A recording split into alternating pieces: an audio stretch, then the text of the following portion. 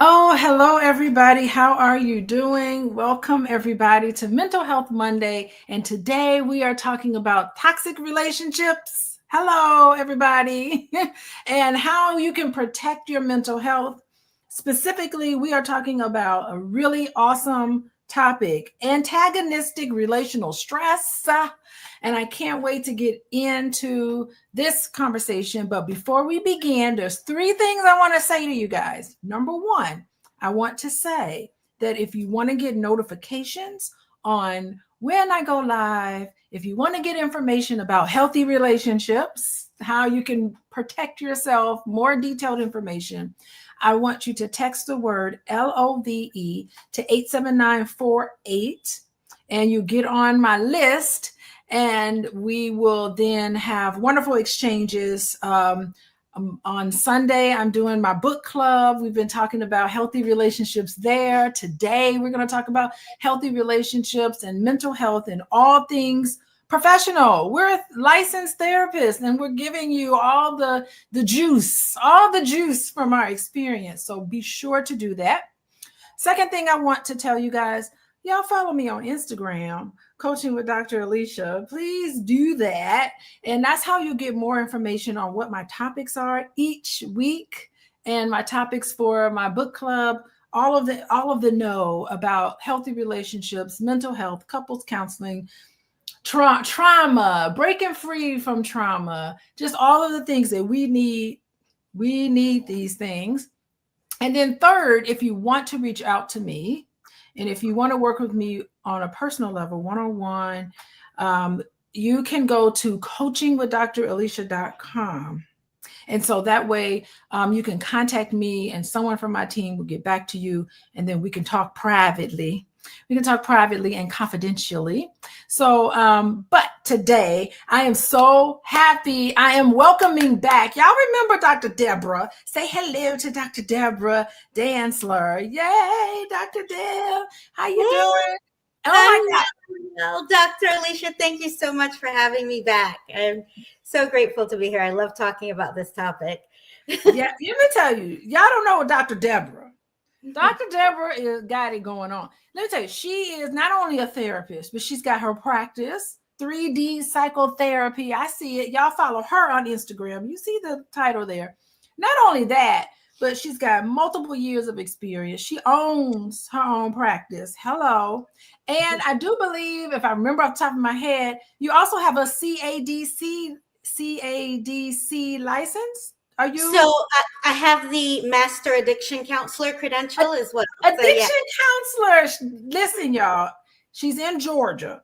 And if you got some addiction issues, please sure to hit her up in the state of Georgia.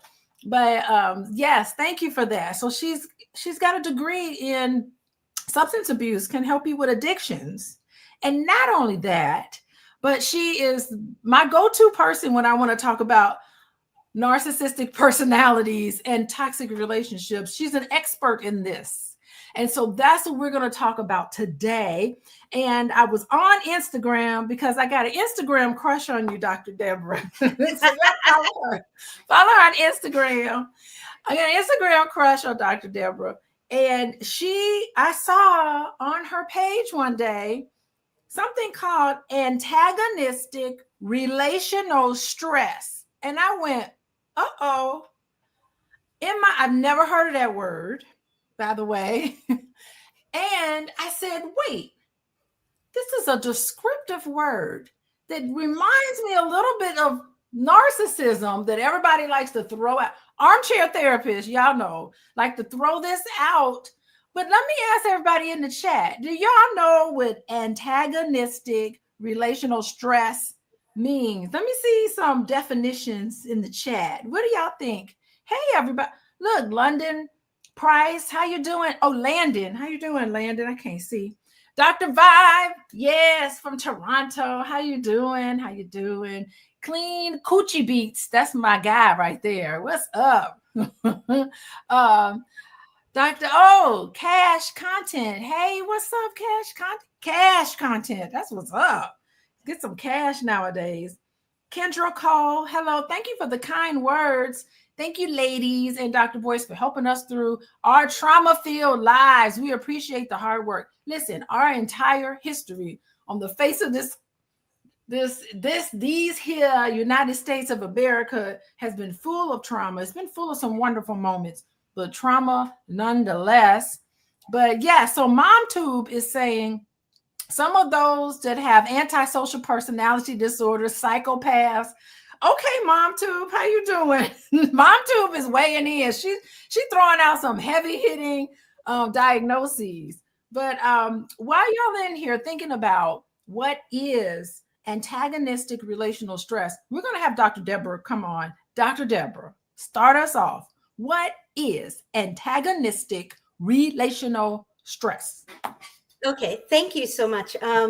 So actually, you kind of actually alluded to how we got here, right? With this nomenclature, right? With this naming, because like you said, the armchair psychologist, pop culture, people have overused and kind of really bastardized this word narcissist. And everybody who is mean to somebody else is automatically a narcissist. And this concept of narcissistic abuse, which is a very real thing that causes people very real pain. But it has gotten a little watered down in our pop culture language. And so a couple of things, and that's one of the underlying drivers to the shift of this naming, right?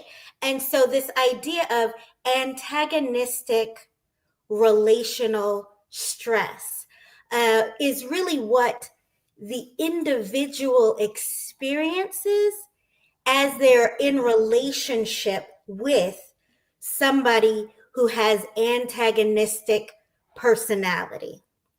Oh, right? So what kind of personality is this? Y'all listen up. And listen so, up. Your partner, your ex is not narcissistic. They're antagonistic. And Dr. Debra, tell us, what is that? Yes.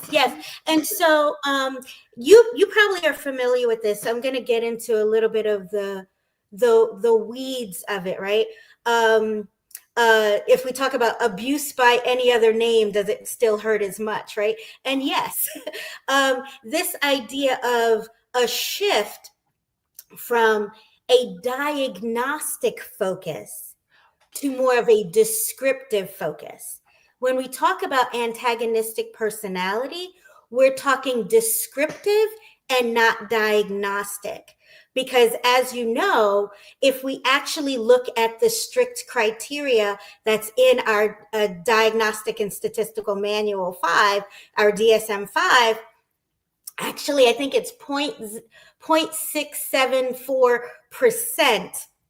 It is less than 1% of the population that actually qualifies for a diagnosis of narcissistic personality disorder. Right. And so if you say, oh, there's such a small amount that qualify for the disorder, yet we're seeing these behaviors, we're seeing these patterns in the personalities. So what does that mean? Right. And so in 2022, there was a personality work group when they were working on the DSM-5. And they were looking at making those shifts to those cluster B personality diagnoses. And they really shifted from, again, this strict diagnostic criteria to things that are more of a trait focus. Yes. Right? So we're looking at traits. And what are those traits that we're looking at? And we're going to talk a little bit about some acronyms to know those traits. There's something called the 5-factor personality trait model. Yes. Are you familiar with that? I just want to say the 5-factor personality model, you guys, is scientific. Myers-Briggs, there's no science behind that. All the ones, there's not much science behind personality test. If you're an introvert, extrovert, there's really nothing there. However, the 5 personality traits, there's lots of research and lots of science behind its validity, accuracy. Validity means accuracy, and it's reliability, which means consistency. And those are 2 criteria that you have to have for something to be real in our world. So yes, the 5 personality types, y'all can look this up, but I'm sure Dr. Deborah's going to go into it. Go right ahead. So so as they're looking at these traits, and they're talking about the 5-factor trait model, there's an acronym. It's called OCEAN, right? Yes. So O is for openness. C is for conscientiousness. E is for extroversion. A is for agreeableness. And N is for neuroticism. And so when they're looking at these personalities from kind of histrionic all the way over to antisocial, we're looking at these traits and we're looking at them becoming more, them shifting as we're looking at the intensity of the experience and how they become more negative and antagonistic and harmful, right? Mm-hmm. There's a big difference between somebody who's showing up histrionic and somebody who's really antisocial, right? And they're open. So what do we got to look at? What are the traits we need to look at to be able to recognize? Because people can be in this relational stress situation and they can't see the forest for the trees. They don't even know that they're dealing with somebody. It's not you, and you internalize it and think it's you. It's not you. You're just dealing with a difficult person. So go ahead, tell us, what is it? Yes, exactly. And so this idea of like I said, with the openness, if we're looking at an antagonistic personality, they're going to be very low on openness. Right? Okay. They're not very open. They're very closed in their thinking and their beliefs. In the conscientiousness, they're going to be very low in conscientiousness. They're not going to think about other people. They're going to probably be very self-centered.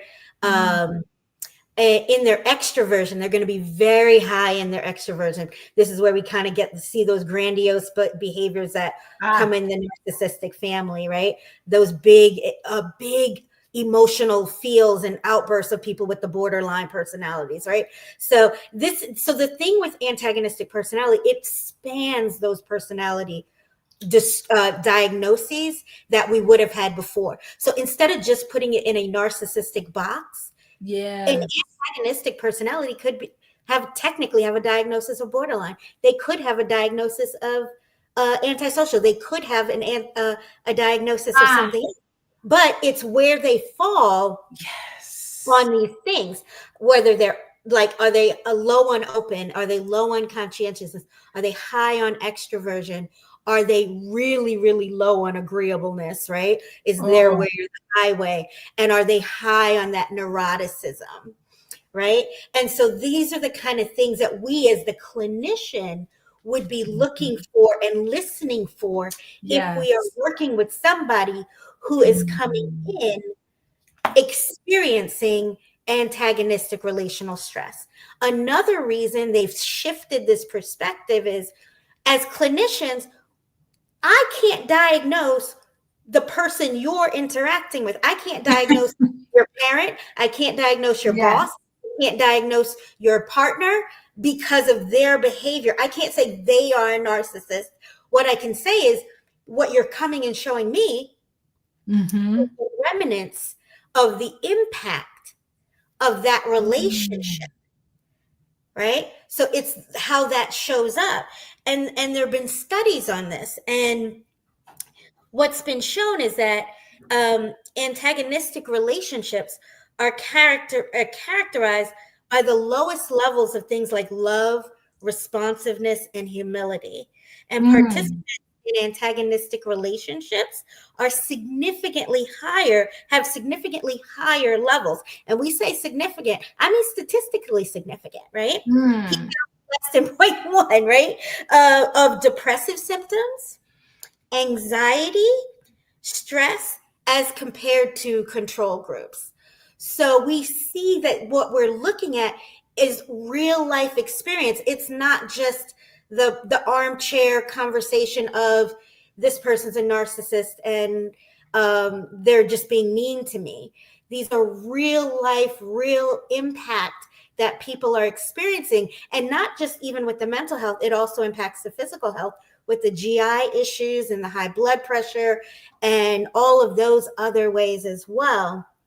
And so when we have somebody who comes to us and says, I'm struggling, I'm having low Yeah. motivation, and I'm on edge all the time, and we do that history and we try to figure out like what's happening in your life and how are you spending your time, when we are listening for who's in their world, who are Yes. they interacting with, because this is relational, right? Yes. It's more than just somebody being mean to them. It is a consistent pattern over time of being in interacting with somebody who's highly conflictual, right? Who's very rigid, Mm. their way or the highway. They're Mm. antagonistic, meaning they do things like gaslight, Hmm. manipulate, Like to keep belittle. stuff going. Yep. Hmm. And that hypercriticism, those Hmm. little paper cuts of blaming, right? Which and then they're either very victimy, like, oh, woe is me, nobody understands me, or they're very Hmm. volatile, like, oh, everything is your fault, and they're very No entitled. accountability. No No accountability. No empathy. No being responsible. None of nope, those things. And you know that's interesting because people on the receiving end to that are running to therapy with these GI symptoms and this pattern. And it's funny you mentioned this because for me, even though I do see couples, and mhm, even though I will see elements of this low openness, this they don't have the conscientiousness that I want, or no, very rigid, which doesn't work in any relationship. And when I see these things, even I don't really give a diagnosis of a personality disorder. Like a personality disorder is just, first of all, even if you're a licensed therapist, you have to have a lot of training to be able to really diagnose a personality disorder. And I yes, will just, even in my notes and everything, I will be very descriptive, more so than I am diagnostically, because it don't even really make a difference. At the end of the day, I'm really only dealing with the patterns of behavior. And so I want to move on and talk about patterns right now, but I want to say hello to everybody. I see y'all coming in here. I see y'all moving in. Welcome everybody. Some of you guys who just joining us. We are talking about breaking toxic relationships. I'm going to be talking to Dr. Deb about these patterns that you'll notice in your relationship that is not good. mhm, And we just talked about giving a description and a definition of antagonistic relational stress. We ain't using narcissism anymore. We're not pointing the finger at everybody else talking about how they narcissists. No, we're going to talk about the experience that you had actually in the relationship and how you're supposed to know this hurts. But before we do that, I want to remind everybody yet again, be sure to text the word love, LOVE, to 87948. You'll get information about all the topics I have every Monday. When we raise awareness, we're raising awareness so y'all know about healthy relationships. And that is what we're doing on Monday. Also, you get information from me about healthy relationships. Text the word LOVE to 87948. Follow me on Instagram.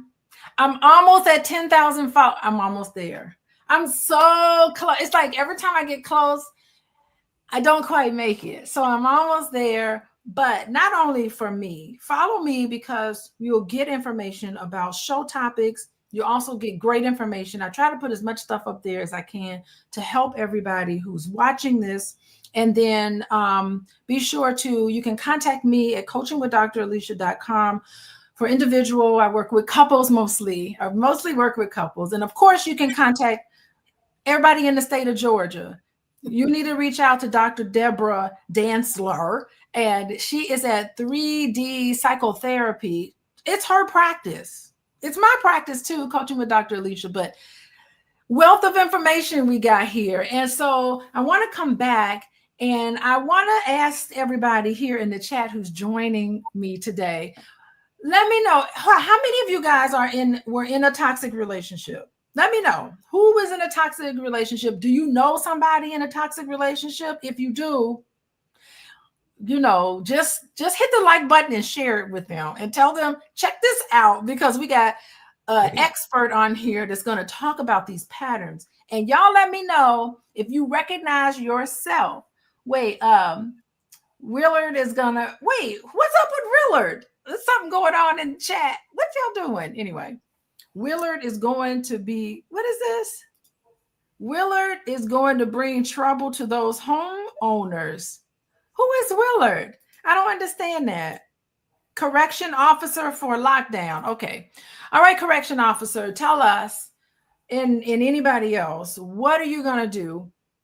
That's why people have no contact. Yes. Okay. People do go no contact. But before we get to what to do, Dr. Deb, please tell us, what is the pattern? Because that's what I work with when I work with couples. I have them recognize the pattern, the dysfunctional patterns in the relationship, and we try to work to disrupt it.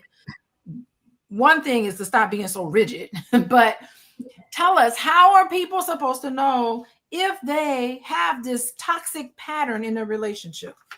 Okay, I think that's a great question. So we're talking about kind of intimate relationships, but when we're talking about antagonistic relational stress, I just want to point out that it is, since it's relational, it can happen between any relationships. So it can happen in the workplace. It could happen in the church house. It can happen in the family. It could happen between parent and adult child. It could happen between adult parent and child. It could happen between siblings and other extended people. It could happen in our social groups and things like that.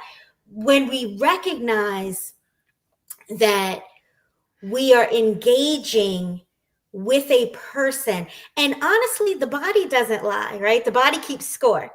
The body will tell us before the brain, before the prefrontal cortex will ever let us know, put words to that something isn't right here, right?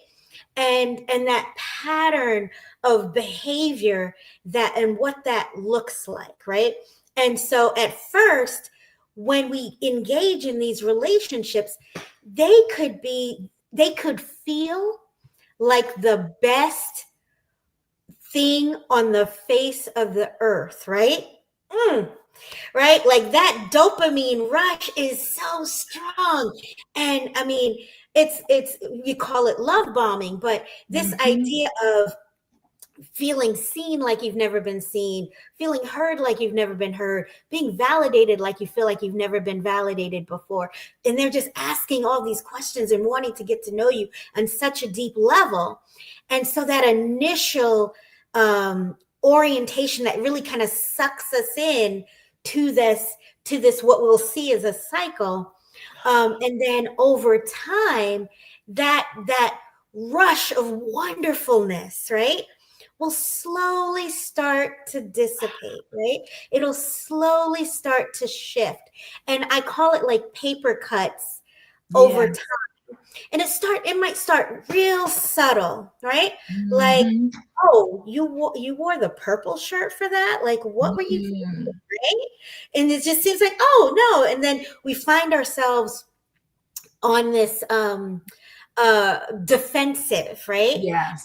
And then it gets more and more intense, right? And it might go from slight critiques to maybe more blatant, outright belittling and hypercriticism.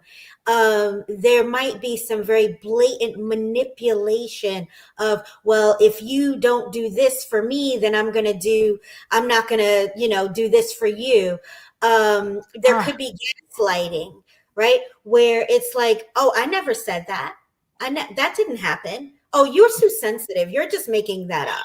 Or you're making a mountain out of a molehill, which is, and this kind of gaslighting. And so all of that starts, and this messaging that comes with it that basically says, this blaming messaging that says, it's your fault that I'm being this way. And you can be different, so I can be different, right? So it keeps people in this cycle that I call the slap kiss cycle. Yes. Slap Right? kiss cycle. It's like I'm building you up, putting you up on a pedestal, and then the interest wanes because it's all the excitement is, oh, you're so wonderful. It's the black and white thinking. Oh, you're so marvelous and so wonderful. And then as soon as someone in a relationship starts talking about how they feel, as soon as they start becoming vulnerable, it becomes so uncomfortable. I find even in the couples that I work with, this vulnerability piece, they feel soon as they're on the receiving end of someone being vulnerable with them, opening up and talking to them about how they feel, it could be something that they did. And it's not like you're blaming someone. It's just saying, I feel this way when this happened, and I want to bring this to your attention. Someone who's antagonistic has such low self-esteem that I find that what they'll react to, first of all, they won't show any empathy whatsoever. They won't listen to what the other person is trying to say, number one. And then number two, they just get defensive. Like you said, they just want to say, well, you said this. And then it ends up escalating into something where if you had just listened to what the other person was saying, someone comes to you sincerely, y'all out there, if y'all partners come to you sincerely about something that you may have done that hurt them, you instantly soften. And if you feel the need to harden up, you are being antagonistic. How many of y'all know people like this? Can't say nothing to them. They take no accountability for anything. They think it is an attack against them as a person. Absolutely. The antagonistic personality is like thinking about like Iron Man with that hole in the middle.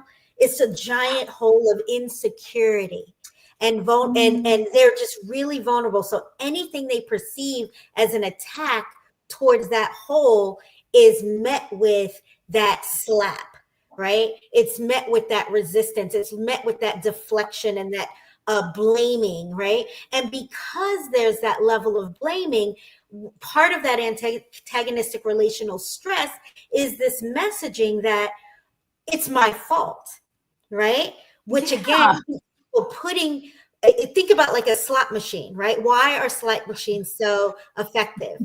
Because you put the coin in, you pull the lever, you put the coin in, you pull the lever. It pays out just often enough to keep the person sitting at the machine. So it's that intermittent reward of just as they given enough slaps, now they're going to give a bunch of kisses. And when the kisses come, it reminds us of the love bombing phase. And it's like, yes, we're almost back there. We're back there. And then boof, let down again. Right. And so the awareness of those patterns, right?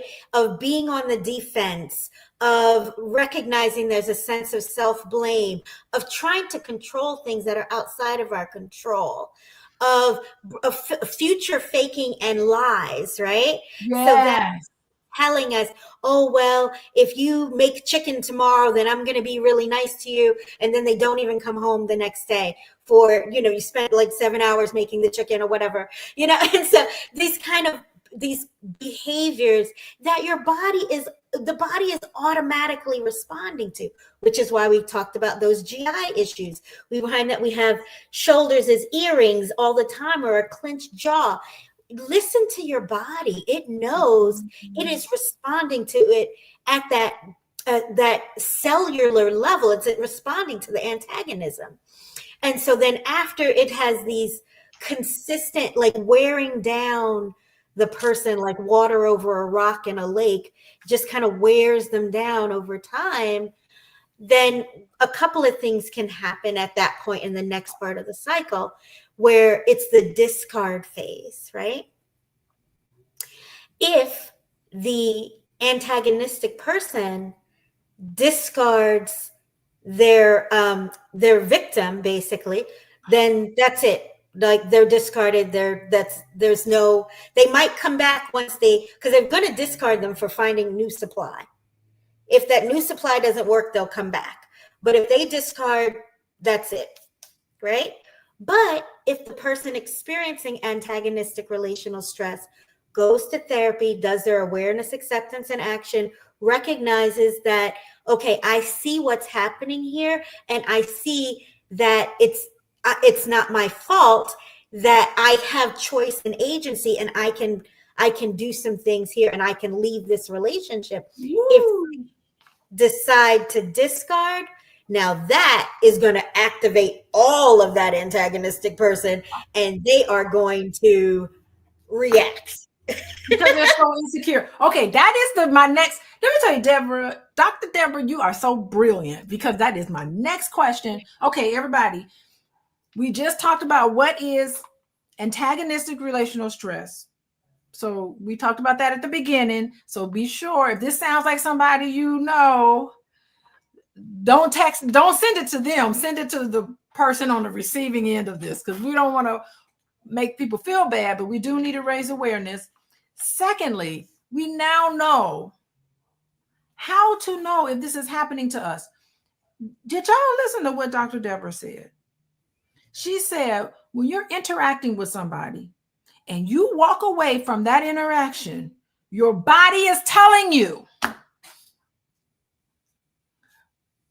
get away, pay attention. And I don't care who this is. It could be people on your job. It could be people you're in an interpersonal relationship with, which I'll talk about that later, because that's a little more difficult to get away from that person. But you still need to plan on how to get away. But it could be someone, anybody that you're interacting with, a family member, employment situation. It could be all sorts of things. Pay attention to what your body is telling you. Your body is telling you some don't seem quite right. And don't be so open, because I'm certain people who get in on the receiving end of this probably tend to be open. They score really high on openness, and they're very flexible. So you're already kind of conditioned to be accepting, to ignore what your gut is telling you. Don't ignore your gut. Yes. Don't ignore your gut. So that's the first thing. And the second thing is this amnesia. Listen, if you're caught into this pattern, you will get amnesia when they start honeymooning you again. You're going to forget. You're going to forget about all those terrible things. You really should keep a diary and write it all down, specifically to remind yourself what you just went through. But I really think that you need to understand the psychology of why casinos make so much money. The psychology of why they take your money. It is like pimps and hoes. It really is. It is terrible. Your reward is so intermittent that you want to do it more, because you don't know when the next one is going to come. You can't predict it, but you know it's going to come. So just understand that this happens. And I really want to talk about, I know it's definitely ways in which you can protect yourself if you identify this in yourself. But I also want to talk to you, Debra, about how can people in relationships like this, some of us have children. We got children by these people. We got to somehow forever connected with on the receiving end of this sort of dynamic. Even if you get out of it, you still gonna have to co-parent with many of these people. And y'all know about co-parenting. I see y'all in the chat. Y'all know about co-parenting with these difficult individuals. So how do you protect yourself? Because sometimes it's not the easiest thing to just get up and leave right on the spot. What is it? What do you tell people and how to protect yourself? Yes. No, that's an important point, because, when we're in these antagonistic relationships and we are experiencing that antagonistic relational stress, I think obviously the first point of healing is awareness. one, we have to be able to know what it is and what's happening, right? Because we're going to come to the therapist's office with those depressive symptoms, with those anxious symptoms and things like that. But really, for the therapist to do the good, deep history to be able to help the client put together those pieces and recognize, when I am in these spaces with this person, these are the things that I'm experiencing. When I'm over here in these other spaces with good people like Dr. Alicia, I'm not experiencing those things. So let me recognize those patterns and how that relationship is negatively impacting me. And then once they have that awareness, then they have choice and agency about what they're going to do. And it is not an easy decision to stay or to go, because depending on whom this person is, they may not be able to actually go that easy, right? If it's their boss, if it's their mom or their dad, or if it's their co-parent, right? Even if they decide to leave the marriage, but there are things like children involved, and this person is going to be in their life for the next double-digit years until the child is an adult. How do we navigate that, right? I think then it goes to the next stage of awareness. If we're going to stay, there's a plan for that. But if we're going to leave, there's a plan for that. And if we're going to leave and we have to do something like co-parent, we can't go no contact with this person, they're going to be in our lives, then we need to have some special skills, right? Some of those skills, because setting boundaries with an antagonistic personality doesn't work. It just doesn't work. They're boundary bulldozers. They don't have any empathy. They don't care. So it's really a futile effort. And we wind up getting sucked in with trying to hold and set boundaries with them, right? We can't change their behavior. We can only hold ours. Yes. Right? And so what that looks like is being crystal clear on what we're okay with and doing things like gray rocking. Gray rocking is, it's like almost like the old Dragnet. Remember that show Dragnet? Just the facts, ma'am. Just the facts. Right? I'm dating myself here. Yeah, but I love Dragnet. Go ahead. But it's keeping it to, if we have to co-parent, we're keeping it to the facts, dates, times, specifics, where there's no wiggle room for asking for things like consensus or getting them to understand us. These are things that are not going to happen. And it's usually no reasoning with these people. There's not reasoning. It is just the facts. Let's keep it to and let's keep all communication in a way that is crystal clear, documented. Yes. And we can have a mediator or a liaison or court, what do they call it? Guardian ad litem, or whomever that oversees any kind of custody or negotiations or things like that. Or just even our attorney, if the divorce is final, right? We want to make sure that we're communicating in writing. And even if something is said verbally during like a child exchange, we want to follow that up with, as per our interaction, right? We are literally treating this like an HR case in some ways, because we have to protect ourselves. Because what has already happened, if we are at that point with this antagonistic personality, we've already gone through the smear campaign.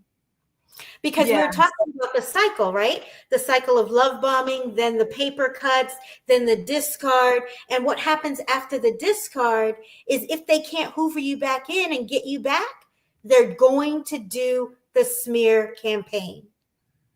They're going to tell everybody that will listen that you're crazy, that it's your fault, that you were abusing them when they were the one abusing you the whole time. Exactly. Because again, they can take no personal accountability and responsibility. So they have no choice but to displace that blame for the failure of the marriage and the relationship on you. And even And if you decide to stay for the mhm, time being, yes. some of that discounting can still happen. I've seen it happen where they'll smear you, even though they're with you, but they'll paint the picture to everybody around them in a sly kind of way by, eliminating key pieces of information. They only tell what they want other people to hear so that they can be the victim. And everybody can feel sorry for them. Oh, I feel so sorry for you. And I know there's this saying that I never did quite get it at first. But then when I started getting into couples therapy, I got it. When they said, beware of the charming husband with the bitchy wife. They used to say that because what's going on behind closed doors, usually these people are very well liked publicly. Oh, They work so hard absolutely. to impress other people, but not people in their own who are close to them. Because people who are close to them get to, they're with them all the time and they get to see who they really are. Absolutely. And what we didn't really get to touch on in terms of this cycle, and a couple of factors are the innate power differential Oh, that yes. can happen between the very charming antagonistic personality and the less powerful a person experiencing the antagonistic relational stress. Usually this person is very charming, very successful, very liked, and they create what we call flying monkeys, where they advocate for the narcissist, the antagonistic personality. Yes. They advocate for them. So then and then they're also getting the message from that person that this is your fault. So it creates this sense of self-doubt. Like, maybe it is my fault. Maybe I'm overreacting. Maybe I'm being too sensitive. Well, maybe if I just try this, and they just keep trying. And then you have those experiences, like you said, where they're discounting the person and smearing them, even with the relationship. And then they try harder, right? There's this cognitive dissonance that happens as a part of antagonistic relational stress, and the sunk cost fallacy of, well, I've been in it this long, I've got to be able to figure out how to make it work. And so, right. And so, yeah, and so there's lots of reasons people stay in it before they have that awareness that, no, this isn't working. But once they have that awareness and they decide to leave, but if they have to stay because of that financial coercive control or the power dynamics or even cultural implications, right? They Religion, will and get you staying in some toxic situations. right? Absolutely, because we don't do divorce in this family. Yeah, that Right? is one of the most toxic statements I could ever hear. It's just like, no, what I want to hear is, we don't do abuse in this family. That's the words I want to hear. Yes. We gonna love each other in this family, because just staying together is not commitment. Absolutely. You done said a word right there. Yep. Exactly. But if they do stay, then they have to use those kind of same tools, the gray rocking, what we Yes. call firewalling, which Yes. is, think about like what a firewall is. It keeps your data safe and it keeps out the toxic viruses. And really, it's in some ways, it's the acceptance of being in a loveless marriage. Oh, and that's a grief. I mean, I talk to people and they're grieving it. How many years they wasted with somebody, and now they now see the light, and they're just like, I wasted time with somebody when I could have been free. Yeah. Because You're again, stronger and more powerful than you think you are. yes. And it's got to break that slap kiss cycle. Yes. Because as long as they think it's their fault, that they can change it, that they have any kind of power to make this antagonistic personality think, behave, or do anything different, they're going to stay stuck until they recognize that is not that, they don't have that power. And then they have to get to this place where they don't take anything personal. Listen, I wrote it down on my piece of paper. Stop looking for validation from these people. They never going to validate you. Yeah. You have got to have a validating environment elsewhere. It Yes. can't be with this person. They will never give it to you, and they'll run you crazy. That's the thing. These being on the receiving end of antagonistic personality, some of this physical effects on your body, those are the people that are dying, coming up with diseases and illness. And guess what? The antagonistic person is going to bury you. And guess what? They're going to move on to somebody else. You have to understand is that these people, if they're not open to get help, and they wouldn't be if they're really, truly in this way, but they don't live a happy life. They're miserable. Yeah. Yeah. They're miserable people. They're not happy, and they'll pretend as if they are, but they are not happy. And I really think that I do want to talk a little bit more about all of this stuff, but I do want to say why I love your gray rock scenario is not to react. And what happens is that if you stop reacting to them, they'll stop getting what they need from you, and they'll speed it up. They'll move on to someone else. So you don't even need to worry about getting rid of someone. All you have to do is let them know that they don't have that hold over you anymore. Taking your power back. Absolutely. And you are absolutely right about we need community. They need community. They need to come to therapy so they can do the awareness work and recognize this is what's been happening. But once they recognize this is what's been happening, they need a community for themselves. And they need a community where they can do reality testing, because there's been so much gaslighting. They don't know up is down and left is right. They need a community that's going to validate them and celebrate them, because oftentimes these antagonistic personality, if you win an award or you get some sort of recognition, they never celebrate them. You're jealous. That ruin the celebrations and things like that. So we need to be able to, if we win an award, we need to know, I can tell Dr. Alicia first, I'm going to get celebrated, and I can go home and maybe share it with them, because I'm not going to take it personal when they say, your little award, or your little recognition, and they minimize and belittle it, right? And so that ability to detach and not take that personal is part of this healing journey to getting to radical acceptance. Yes. Antagonistic. Not being in denial. Wake up. I love my favorite video I see sometimes that come up on social media is Oprah Winfrey and Maya Angelou, when they're sitting there talking about when someone tells you who they are, you believe them. And I just be like, yes, say it again, Oprah. Oprah got it going on. She got it, right? When someone tells you who they are, believe them. I think this is so great. I love this conversation. We could keep going, but I do want to ask one last question before we end here. Oh gosh, what was the question? It was coming up for me and I almost forgot. Oh, yes. Here's my question. My question is related to what to do in situations when you know that you're ready. Because here's the thing. Sometimes when I have couples come in,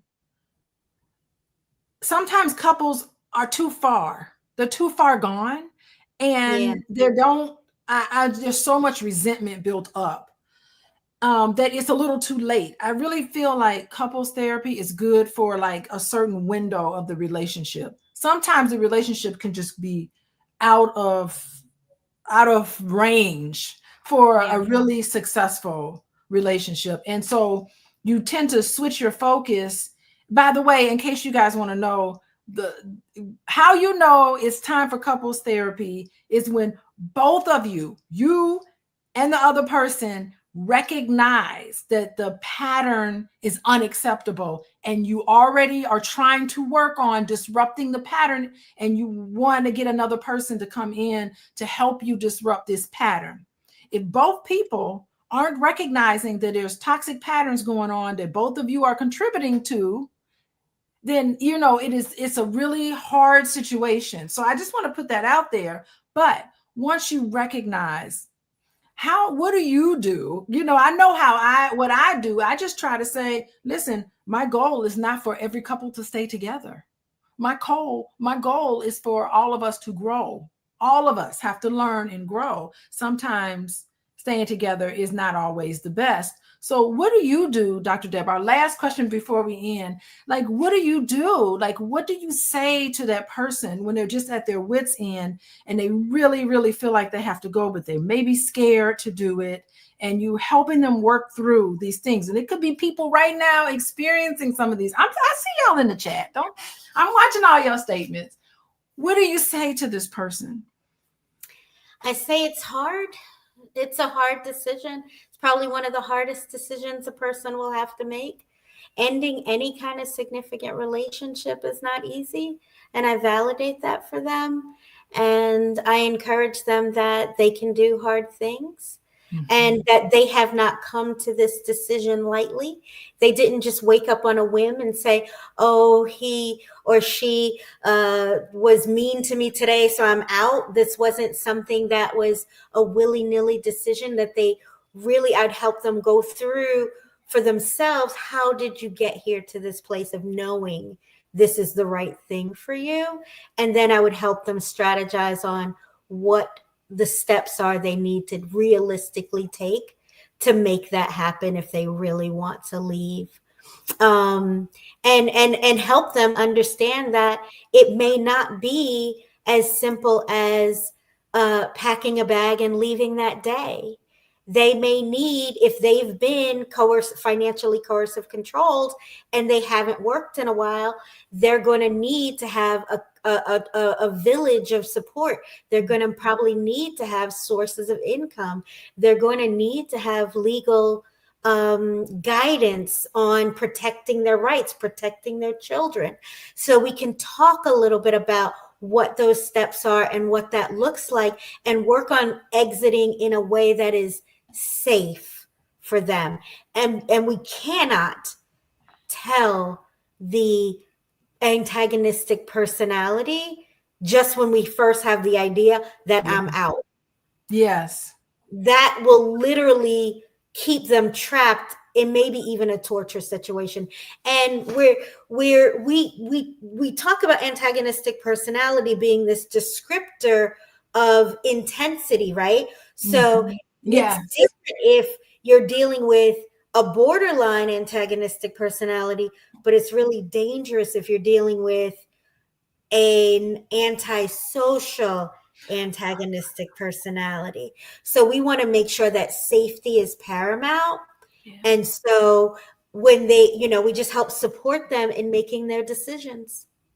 Yeah, you never know what happens. And, you do have to prepare yourself. And it's terrible because I've worked with, let's just face it, it's mostly women who are on the receiving end of this. Like, maybe on occasion I'll get some men who are on the receiving. Honestly, I'll get some men who are experiencing this, but it's mostly when women who experience these things. And I can tell from the chat, I see y'all in the chat. I can tell from the chat that's normally what I do see.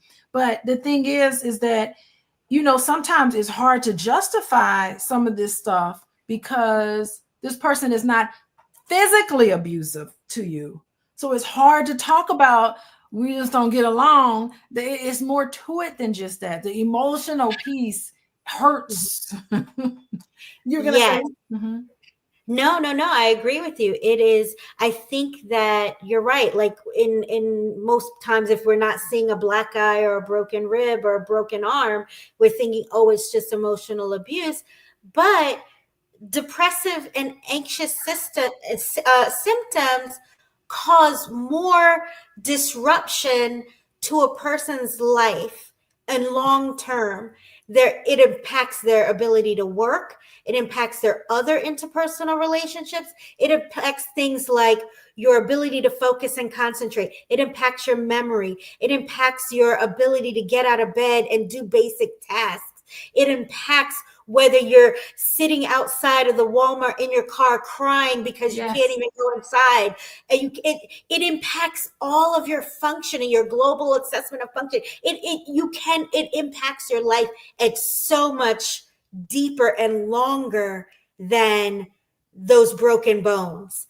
And yes, the lethality of a broken bone and bruises and things like that, It's yes, real. that is much closer to life threatening, but this is life like altering. Like you will be living in a consistent state of pain Oh, indefinitely. ah. Is that the choice of life that you want? Oh, Dr. Debra. Okay, I'm writing everything down. Antagonistic relational stress. We're getting away from calling our exes narcissistic. We're getting to descriptives here. That don't Yeah. help nobody. Plus, it probably doesn't meet the full criteria anyway. And you can't even. I've been a licensed therapist for a long time, and I have suspicions about people's personality disorders. But it's hard to tell because I feel like one person has bits and pieces of this personality disorder and this, and I can go round and round in circles with that, but I don't care. I get into what is the dynamic, what is happening. Listen, everybody, these people they are not open. They're very rigid. They don't trust anybody, even if there's no reason not to trust somebody. They're not going to trust. They're not conscientious, no self-awareness, very little self-awareness, if anything. And low on agreeableness, not wanting to, very rigid people, not willing to compromise, not willing to be flexible. That's what's important in relationships. We have learned today that if your environment is not validating and you're in these kind of relationships, you need to seek validation somewhere. You need to create a community of people to validate you.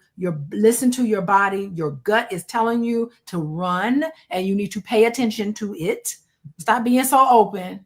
Those openness people tend to be locked in. You get locked in these situations. And I know judges and lawyers who are getting locked into this toxic thing here, and they can compartmentalize and go home to a very abusive situation. So you don't know from the outside what's going on the inside. We do get amnesia when we're in that cycle, when they love bombing you and they telling you they're going to change and do all these things. Unless you see actionable steps, they ain't changing. And then protect yourself. We talked about all the ways to protect yourself. Get some validation somewhere. Stop looking for these people to give you validation. They're not going to do it. Summon everything up. You have the ability to leave. And if you want to leave, there's professionals, 2 of us right here that can talk you through planning how to leave, because we realize that sometimes it's dangerous, could be dangerous to leave.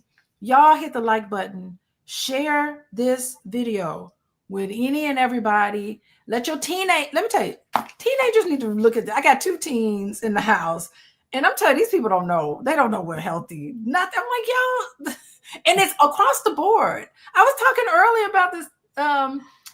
They share their location. If you're dating somebody, it is known that you share your location with no man need to know your location all the time, 24/7. To me, I just like, who does it? And they're like, everybody does it. Everybody shares their location with somebody that they're dating. I don't like that. I don't even have location of my children all the time. I don't even want it. But anyway, so we need to educate people on healthy relationships. And we also need to find out how we can break toxic relationships and protect your mental health. And I want to thank you, Dr. Debra.